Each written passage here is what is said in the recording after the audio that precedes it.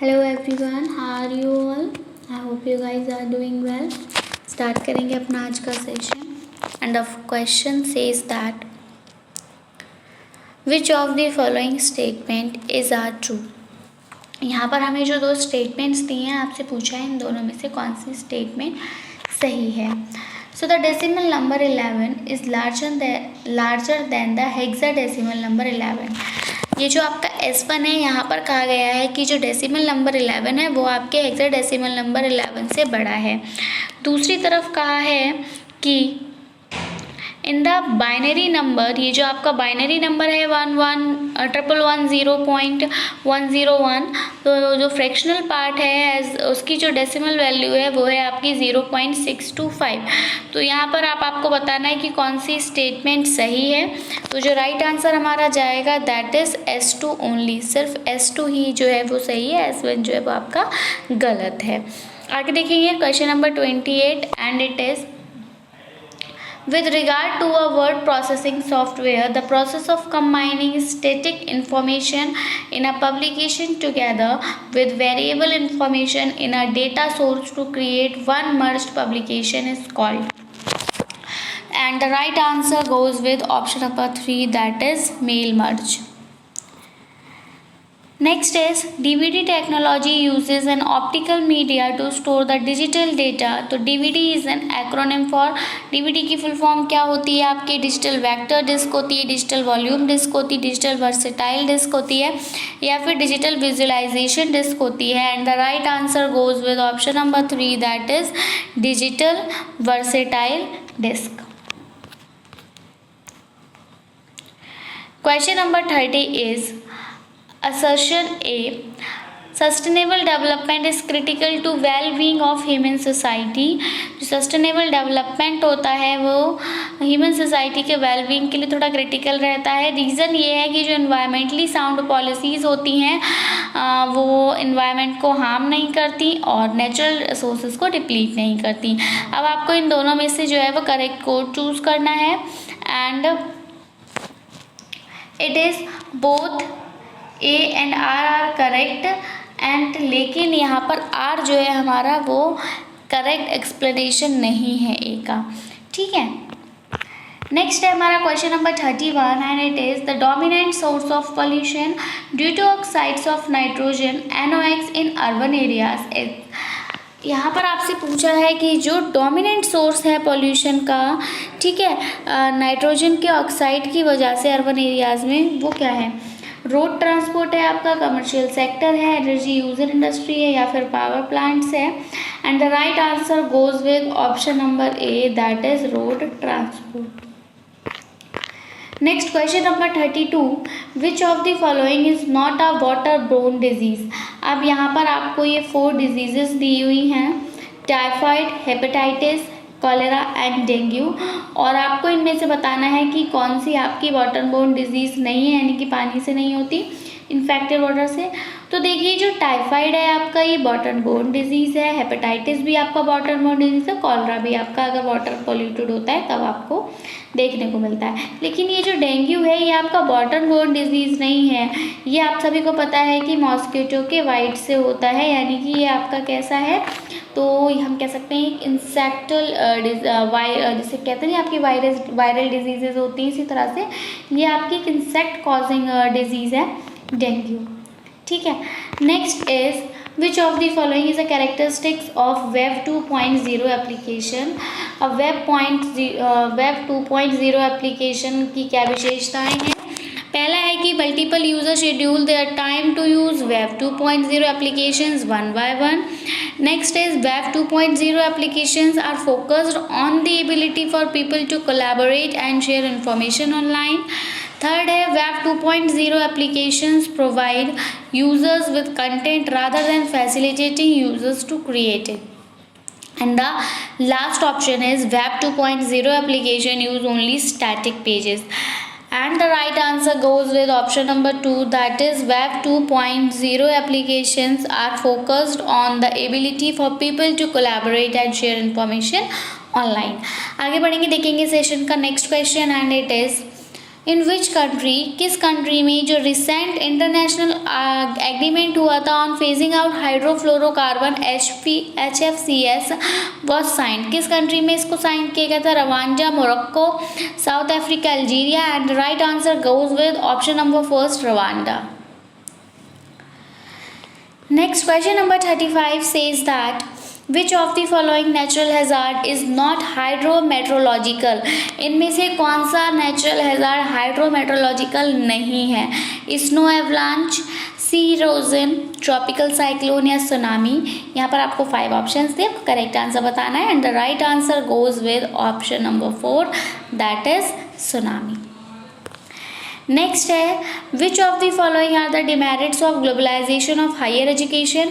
जो higher education का वैश्वीकरण हो रहा है उसके क्या नुकसान हैं? तो exposure to global curriculum, promotion of elitism in education and commodification of higher education. And the right answer is increase in the cost of education.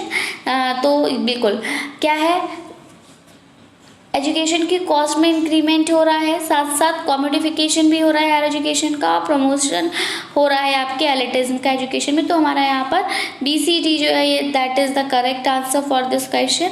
And code में हमें दिखना है, and it is here in option number 3। Next है which of the following statement are correct about deemed universities? तो इस तरह के questions को हम अपनी प्रीवियस वीडियोस में काफ़ी बार देख चुके हैं, आपके जो प्रैक्टिस सेट रहे हैं वहाँ पर। तो इस क्वेश्चन में आपसे यही पूछा है कि डीम्ड यूनिवर्सिटी के अकॉर्डिंग अगर हम बात करें तो कौन सी स्टेटमेंट यहाँ सही है। तो फर्स्ट स्टेटमेंट है कि जो गवर्नर होता है स्टेट का वही चांसलर होते हैं यूनिवर्सिटी, डीम्ड यूनिवर्सिटी के, या फिर they can design their own syllabus, वो अपना खुद का सिलेबस डिज़ाइन करते हैं, अपना खुद का कोर्स वर्क डिज़ाइन करते हैं। And they can frame their own guidelines, वो अपनी गाइडलाइंस को बनाते हैं एडमिशन और फीस के regarding. And they can grant degrees, और ये डिग्रीज भी देते हैं। सो अगर हम यहाँ पर बात करें इनके बारे में क्या सही है, तो ये वाला ऑप्शन जो है वो गलत है कि गवर्नर जो होते हैं स्टेट के वो चांसलर होते हैं इस यूनिवर्सिटी के, नहीं। दूसरी बात जो है हमारी कि ये अपना खुद का सिलेबस और अपना खुद का कोर्स वर्क डिज़ाइन करते हैं, बिल्कुल सही है, क्योंकि ये डीम्ड यूनिवर्सिटी अपना इनका खुद का होता है सिलेबस। ये फ्रेम करते हैं अपनी गाइडलाइंस, एडमिशन और फीस जो है इनके अकॉर्डिंग होती है, इसलिए ज़्यादा भी हो सकती है, कम भी हो सकती है, ठीक है। और ये डिग्रीज देते हैं। ऑब्वियसली आप एडमिशन तभी तो लोगे जब डिग्री मिलेगी, अगर डिग्री नहीं मिलने वाली है तो आप क्यों वहाँ पर एडमिशन लेंगे, है ना। So BCD is the right answer for this question, and it is here in option number 2। Next question number 38 चलिए question number 39, which of the following statements are correct? अब इनमें से कौन सी स्टेटमेंट सही है? तो राज्यसभा जो है वो आपका एक परमानेंट हाउस होता है which can not be dissolve only during national emergency, मतलब वो भंग नहीं किया जा सकता। राज्यसभा जो है वो रिप्रेजेंट नहीं कर सकता स्टेट के लोकल इंटरेस्ट को। मेंबर्स जो होते हैं राज्यसभा के वो बाधित नहीं होते वोट करने के लिए at the dictates of the states they represent, या फिर no union territory has a representative in the Rajya Sabha. And the right answer goes with, तो जो हमारे यहाँ स्टेटमेंट जाएगी that is Rajya Sabha does not represent the local interest of the of the state, and members of the Rajya Sabha are not bound to vote at the dictates of the state they represent. So B and C is the correct statement, and it is here in option number 2. Next move करेंगे अगले question की तरफ, देखेंगे next question, and it is which of the following are not necessarily the immediate consequences of the proclamation of the president's rule in a state. तो जो यहाँ पर हमें ऑप्शंस दिए हैं that is dissolution of the state assembly, removal of the council of ministers in the state, take over of the state administration by the union government, appointment of a new chief secretary. तो यहाँ पर जो हमारी सही statement जाएंगी immediate consequences के मतलब साथ उसके रिगार्डिंग, जो कि नहीं ज़रूरी है, ज़्यादा ज़रूरी नहीं है।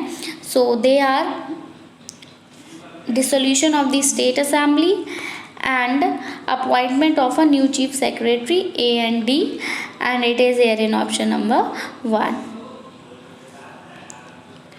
Next, question number 41 is, instead of holding the office during the pleasure of the president, who among the following holds office during good behavior? यहाँ आपसे पूछा है कि ऑफिस को मतलब होल्ड करने की जगह प्रेसिडेंट के प्लेजर के लिए इनमें से कौन सा जो है वो आपका मतलब हम कह सकते हैं कि जब प्रेसिडेंट नहीं होता तो उनकी जगह कौन यहाँ पर काम करता है? तो governor of state, attorney general of India, जजेस ऑफ हाई कोर्ट या फिर administrator of union territory.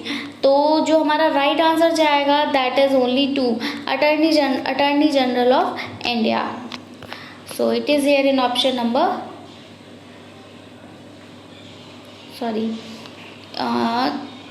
judges of the high court, and it is here in option number 2 only C, high court का जज होता है वह।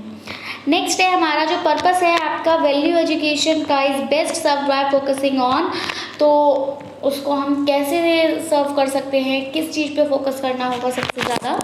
तो कल्चरल प्रैक्टिसेस पे जो कि हमारी सोसाइटी में हो रही हैं, या फिर norms of conduct laid down by social group, या फिर जो भी सोशल ग्रुप है उसके द्वारा जो नॉर्म्स कंडक्ट किए जा रहे हैं उनके द्वारा, या फिर ह्यूमन वैल्यूज़ की तरफ ह्यूमन वैल्यूज़ के लिए कंसर्न दिखाकर, या फिर रिलीजियस और मॉरल प्रैक्टिसेस और इंस्ट्रक्शंस को कराकर।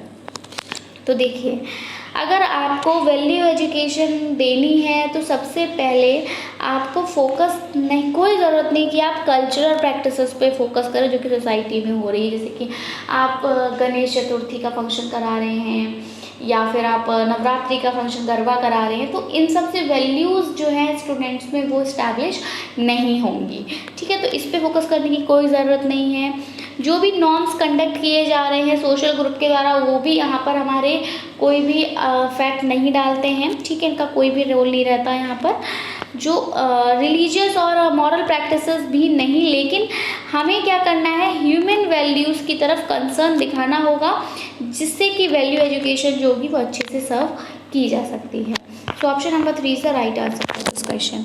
नेक्स्ट है यहाँ पर असर्शन में कहा है कि learning is a life long process. बिल्कुल सही बात है, आप जीवन पर्यंत सीखते रहते हैं किसी ना किसी तरह से। ज़रूरी नहीं कि सीखने के लिए आप स्कूल ही जाएं, घर पर भी आपको काफ़ी सारी बातें कहीं ना कहीं कोई ना कोई सिखा जाता है। ज़रूरी नहीं आप कुछ टीचर से ही सीखें, बल्कि आप अपने छोटे भाई बहन, छोटे छोटे बच्चों से भी कभी कभी ज़िंदगी का एक बहुत बड़ा सबक ले जाते हैं। ठीक है, तो learning to be useful must be linked with life process. तो हम यहाँ पर रीज़न में ये कहा गया है कि जो भी लर्निंग है वो जब यूज़फुल होती है जब उसको आप अपनी दैनिक गतिविधियों, जो आपकी जैविक गतिविधियाँ हैं, उनके साथ जोड़ लें। तो यहाँ हमें बताना है कि स्टेटमेंट कौन सी सही है और कौन सी गलत है। सो ऑप्शन नंबर 1 जो है, तो देखिए बिल्कुल दोनों ही सही हैं। मैंने बोला ना, जीवन पर्यंत आप सीख सकते हो, और दूसरी थी कि यूज़फुल है। ठीक है, जिसको आपको अपनी लाइफ प्रोसेस के साथ लिंक करना होगा। बिल्कुल, तो दोनों स्टेटमेंट सही हैं, और आर जो है वो एक का करेक्ट एक्सप्लेनेशन यहाँ पर प्रोवाइड कर रहा है। So option number A is the right answer for this question. Next जो है हमारा question number 44, and it is effectiveness of teaching has to be judged in terms of. अब आपसे पूछा है कि जो भी पढ़ाया जा रहा है, टीचिंग हो रही है, वो कितनी इफेक्टिव है, अच्छी है, कैसी है। तो इसको जज किया जा सकता है किस टर्म पर? कोर्स कवरेज, अगर कोर्स जो है वो अच्छे से कवर हो जा रहा है, टाइम से कंप्लीट हो जा रहा है, तो आप कह सकते हो कि टीचिंग इफेक्टिव है।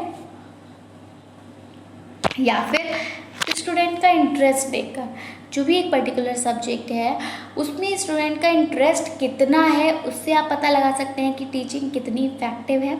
या फिर जो भी स्टूडेंट्स का लर्निंग आउटकम निकल रहा है उससे, या फिर टीचिंग एड्स अगर क्लासरूम में यूज़ हो रहे हैं। तो देखिए, इफ़ेक्टिवनेस ऑफ टीचिंग की अगर हम बात करें तो यहाँ पर देखिए ये ऑप्शन भी सही जा रहा है, ये भी सही जा रहा है, ये भी सही जा रहा है। तो बिल्कुल गलत है, क्योंकि कोर्स कंप्लीट नहीं कराना, हमें क्या करना है, छात्रों के व्यवहार में स्थायी परिवर्तन लाना है। ठीक है, परमानेंट चेंजेस लाने हैं बिहेवियर में, यही है आपकी लर्निंग।